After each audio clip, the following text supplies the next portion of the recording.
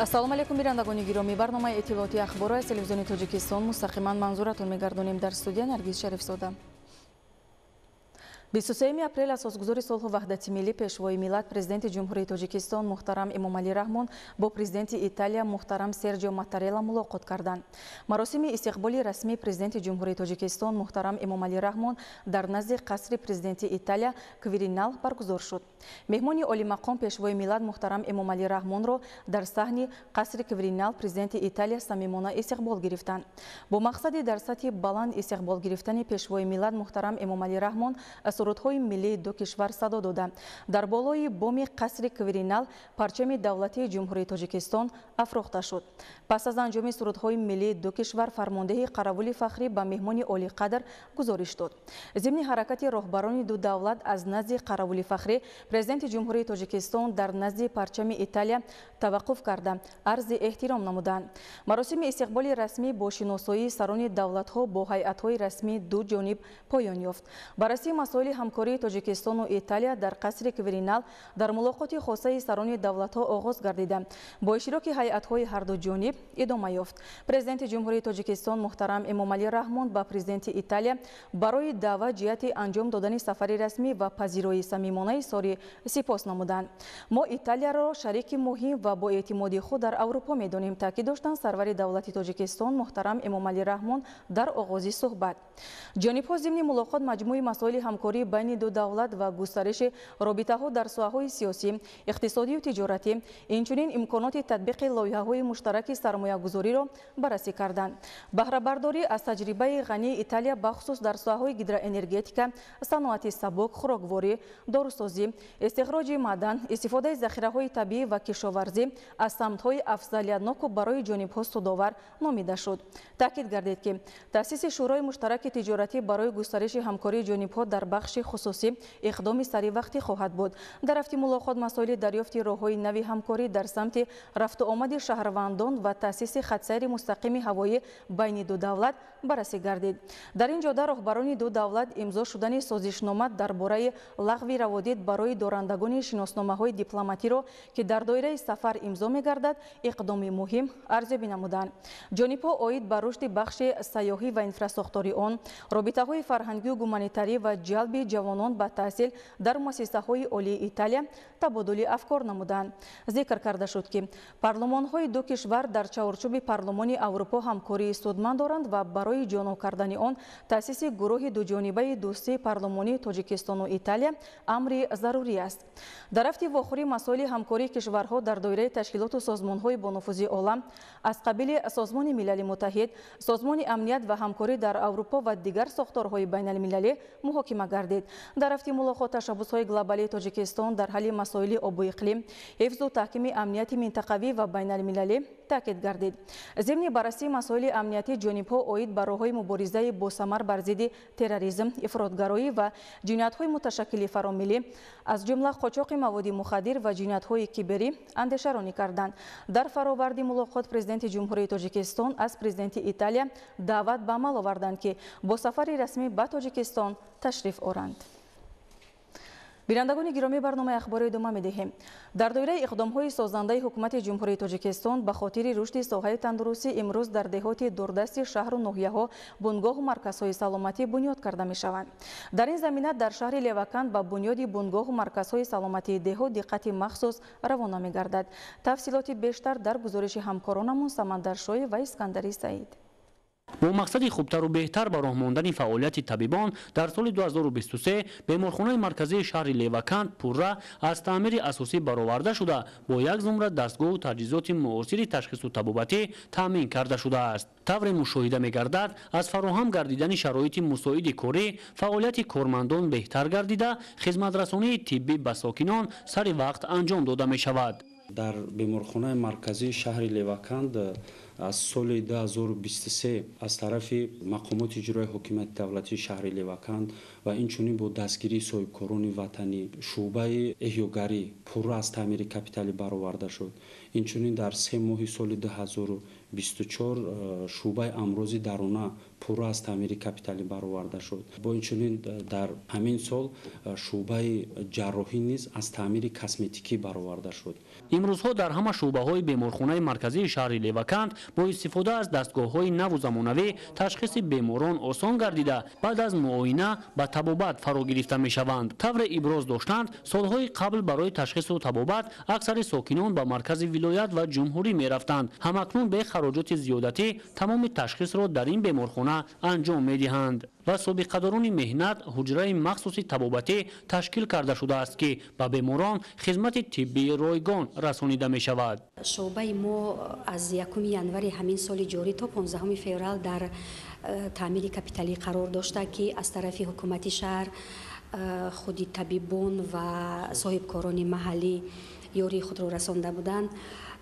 дар шуъба мо 7 ҳуҷраи табобатӣ барои беморон дорем. аз он ҷумла яктаи аз онҳо барои собиқадорони меҳнат ва интернационалистон мебошад, ки тариқи ройгон ба онҳо хизмат расонида мешавад. дар шуъбаи ҷарроҳии беморхона ки норасоии таҷҳизоти зарурӣ мавҷуд буд, баъд аз таъмир бо дастгирии мақомоти иҷроияи ҳокимияти давлатии шаҳр, вазорати тандурустӣ ва ҳифзи иҷтимоии аҳолӣ ва инчунин бо саҳми соҳибкорони ватанӣ дастгоҳу таҷҳизоти муосир дастрас карда шуд, ки имрӯз амалиёти ҷарроҳии гуногун бе мушкилӣ гузаронида мешавад. дар раванди истиқбол аз ҷашни пурифтихори миллӣ 35-солагии истиқлоли давлатӣ бунёди бунгову марказҳои саломатии деҳотӣ низ дар мадди аввал қарор гирифта. дар ин замина дар аксари деҳоти ҳудуди шаҳр инфраструктураи соҳаи тандурустӣ рӯи кор омад. бунгоҳи тиббии деҳоти навободи шаҳри Леваканд ба тозагӣ бунёд гардида бо шароити зарурии тиббӣ таъмин карда шудааст. Самандар Шоев, Искандари Саид, шаҳри Леваканд, ахбор. кишоварзони ноҳияи восеъ дар кишту парвариши пахта таҷрибаи зиёд дошта, ҳамасола дар натиҷаи меҳнати софдилона ва риояи тадбирҳои муҳими агротехникӣ ба гирифтани ҳосили фаровон ноил мегарданд. шарҳи бештари мавзӯъ дар гузориши ҳамкорамон Анваршоҳ Сайдализода. дар шаҳру ноҳияҳои минтақаи Кӯлоби вилояти Хатлон мусоид омадани боду ҳаво баҳри вусъат бахшидан ба кишту кори баҳорӣ, хусусан пахтакорӣ замина гузошт. дар ҷамоати деҳоти тугараки ноҳияи восеъ хоҷагидорон дар қатори дигар номгӯи зирояти кишоварзӣ кишти пахтаро низ ба роҳ монда истоданд. зеро бо парвариши ин нав зироат ва аз ҳисоби фурӯши он хоҷагиҳо метавонанд сатҳи зиндагии самдорон ва буҷаи хоҷагиҳояшонро ғанӣ гардонанд. хоҷагии деҳқонии садбарги ҷамоати деҳоти мазкур яке аз хоҷагиҳои муваффақ дар самти пахтакорӣ ва кишту парвариши дигар номгӯи зирояти кишоварзӣ буда дорои 12 гектар замин мебошад. деҳқонони ин хоҷагӣ дар кишту парвариши пахта таҷрибаи зиёд дошта ҳамасола беш аз 40 сентнери ҳосил ба даст меоранд. дар муосабати 8 гектар мо пахтакорида истодаем. 1 гектари ҳамин дигар маҳсулотҳои кишоварзӣ аз он ҷумла картишка, помидор, болгарӣ ҳамин чизора коридистем. феълан дар ҳамаи шаклҳои хоҷагидорӣ ҷамоатҳои деҳоти ноҳияи восеъ ки ҳамасола кишоварзон дар ин мавсим ба парвариши пахта машғул мегарданд, бо ҷалби техникаҳои кишоварзӣ кишти пунбадонаи навъҳои гуногун идома доранд. кишоварзони хоҷагии мазкур боз дар майдони 3 гектар боғ 20 садяк замин гармхона бунёд намуда инчунин ният доранд, ки дар майдони 1 гектар зироати фулезӣ кишту парвариш намоянд. айни ҳол дар гармхонаҳои хоҷагӣ бодиринг ва қаламфури булғорӣ парвариш ёфта нақшунамои хуб доранд. дар хоҷагии деҳқонии Садбарг бо тавсияи мутахассисон ва олимони соҳаи кишоварзӣ навъҳои беҳтарини тухмиҳои мутобиқ ба шароити иқлимии минтақа интихоб карда мешаванд. тавре иттилоъ дода шуд, ҳосилнокии тухмиҳо баланд буда дар сурати риояи қоидаҳои агротехникӣ метавон ҳосили дилхоҳ ба даст овард. Анваршоҳ Сайдализода, Сайҳомиди Шариф, ноҳияи восеъ, ахбор. ба хотири дарёфти истеъдодҳои нав ва омодасозии кадрҳо дар самтҳои гуногуни соҳаи фарҳанг озмунҳои ҷумҳуриявӣ эълон гардиданд, ки яке аз онҳо Тоҷикистон ватани азизи ман мебошад. ҳоло озмуни мазкур тибқи нақшаи мукаммал оғоз гардида, дар он наврасону ҷавонон фаъолона иштирок доранд. дар ноҳияи шаҳри нав бо иштироки ҳаваскорон ва хонандагони муассисаҳои таълимӣ даври аввали озмуни ҷумҳуриявии Тоҷикистон ватани азизи ман баргузор гардид. идомаи мавзӯъ дар гузориши ҳамкорони мо.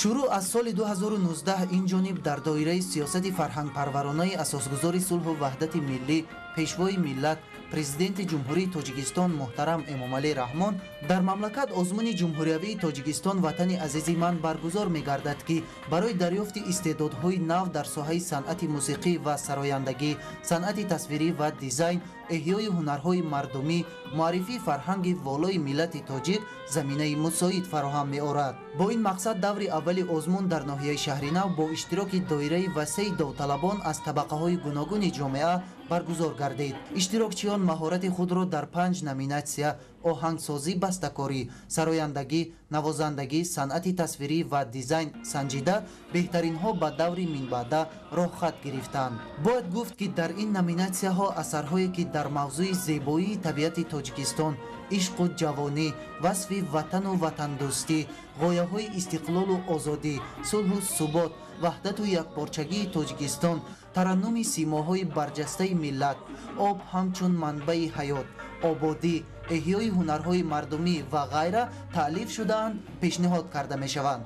иштирокчиёне ки дар даври ноҳиявӣ ғолиб омаданд, дар ҳамкорӣ бо шуъбаи фарҳанги ноҳия ва устодони санъат ба даври дуюм омодагӣ мебинанд. Сипас дар саҳни бинои мақомоти иҷроияи ҳокимияти давлатии ноҳияи Шаҳринав фестивали гулҳо сайри гули лола гузаронида шуд ки дар он роҳбарону фаъолони ноҳия, хонандагони муассисаҳои таълимӣ ва дигарон иштирок намуданд. Даври аввали фестивали гулҳо сайри гули лола дар сатҳи маҳалла, деҳот ва шаҳрак баргузор гардида, ҷамъбасти он охирҳои моҳи апрел дар назар дошта шуда ба истиқболи сазовори ҷашни 35-солагии истиқлолияти давлатии ҷумҳурии Тоҷикистон гузаронида мешавад. Гули лола бо номи арӯси сол ва маликаи табиат машҳур буда, дар ҷаҳон аз 100 то 150 навъи он маълум аст ки бо роҳҳои гуногун парвариш карда мешаванд. Дар тамоми манотиқи Тоҷикистон ин гул ба таври худрӯй ҳам мавҷуд аст. Дар баробари ин ҳамасола навъҳои гуногуни он ба хотири зебову назаррабо гардонидани боғу гулгаштҳо назди муассисаву корхонаҳо ва роҳравҳо шинонида мешаванд ки авҷи шукуфоии онҳо моҳи апрел мебошад. Бояд гуфт ки фестивали гулҳо таҳти унвони сайри гули лола аз рӯи 10 номинатсия баргузор гардида, дар он ба ҳар номинатсия 3 ҷойи ғолиб муайян карда мешавад. ин тадбир ба хотири тарбияи ҷомеа дар рӯҳияи зебоипарастӣ, баланд бардоштани сатҳи донишу маърифат, фарҳангу ҷаҳонбинии ҳар як сокини мамлакат ва ободу зебо намудани хонадони онҳо, кӯчаву маҳалла, деҳа ва шаҳраку ноҳияву шаҳрҳо ҳамасола гузаронида мешавад. фаридуни субҳон, Садриддини Иброҳим, ноҳияи Шаҳринав, ахбор.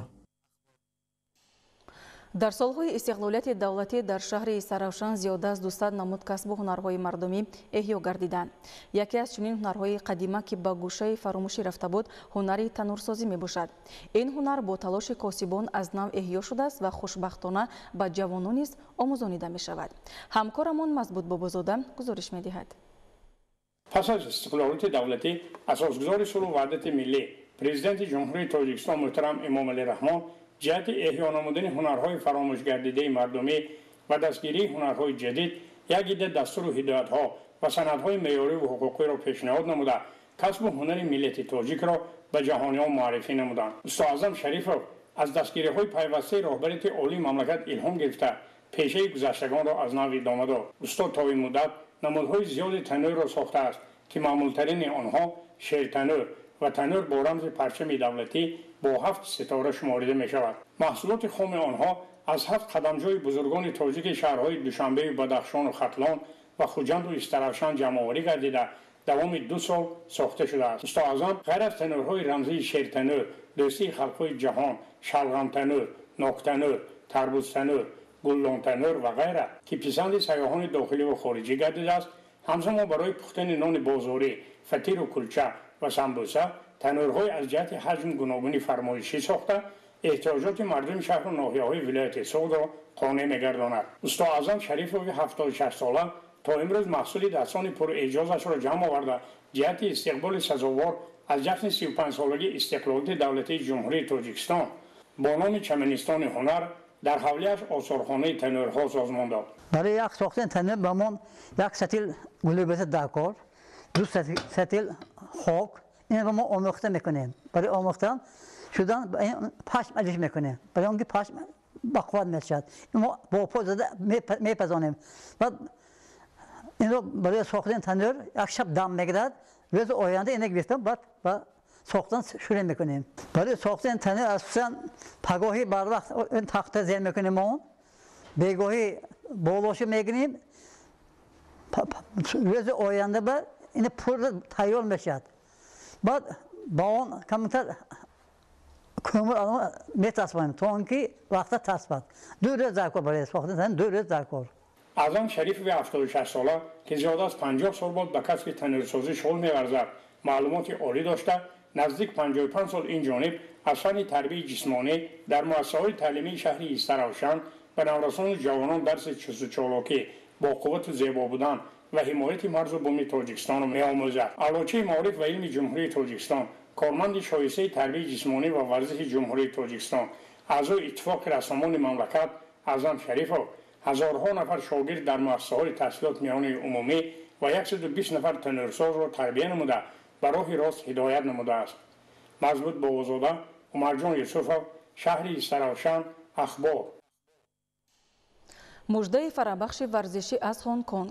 ورزشکاران معروف تاجیک سامان محمدبکov، تیمور رحیمov و جهانگیر مجیدov در چمپیونات آسیا آید به گشتن جودو در شهر هنگ کنگ جمهوری مردمی چین با رقیبان خود پیروز شده 3 مدال برنجی به دست آوردند. اینچنین کامرانشاه اوستاپریون سزاوار مقامی 7م گردید. در این مسابقه با نفوذ بین المللی ورزشکاران تاجیک رقابت‌های جالب و کسبی انجام داده بار دیگر شکوه ورزش تاجیک را در عرصه جهانی معرفی نمودند. موفقیت‌های ورزشکاران تاجیک دوام چند سال اخیر بیشتر شده است که این از اقدام‌های پرثمر پیشوای معظم ملت محترم امامعلی رحمان و رئیس مجلس ملی مجلس عالی جمهوری تاجیکستان رئیس شهر دوشنبه محترم رستم امامعلی نسبت به رشد ساحه ورزش و عاموی گردانی آن در بین جامعه میباشد. بینندگان گرامی، در همینجا برنامه اطلاعاتی اخبار به انجام میرسد. خیر، سلامت باشید.